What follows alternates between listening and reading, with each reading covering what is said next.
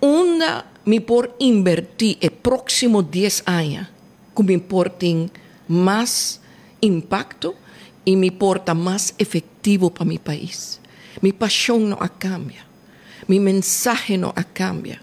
Sin embargo, me está realizando, bota mira hasta partido de un político nuevo, com a governação, que portata de uma promessa, pero desafortunadamente, ora bo drenta do mesmo sistema, então se emeta a poder, se emeta a esse, em vez de cambio real e profundo, então eu boto vai raia bo mes também de caspio, ja, é mesmo caspio. De querer também Aruba tem sistema político será. Que comigo menos é. É muito difícil para gente jovem drenta zoomar em política. Não está zoomar bota drenta. Vamos ter acesso na capital para sobre para bocar uma campanha tá ok nós tem 2 lunes e meio em caso aqui para correr com hópicos para direita den tique tempo. Sin embargo eta por lo menos uma campanha normal te custa por lo menos 400 a 500 mil florins. Essa é a realidade.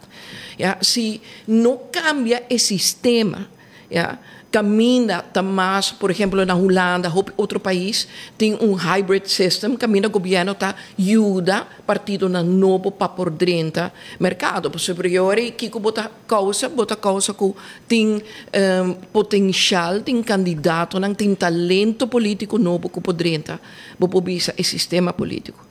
Essa nota é caso na Aruba e está sendo hopi mais difícil para por hasi esse.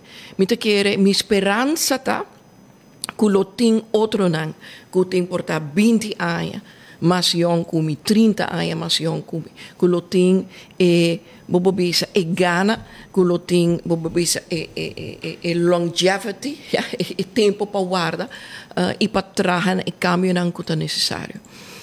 Cabe mencionar Hopicos, me respeita mencionar algo tocante a Venezuela, e uma Venezuela está aí. Nota a noite arriba Venezuela den rumbo Venezuela está trabalhando certa direção caba, e ela end up está determinar mi non che bisogna, mi nota una persona negativa, sempre mi mira il potenziale, però sì, ela marca un destino di una nazione.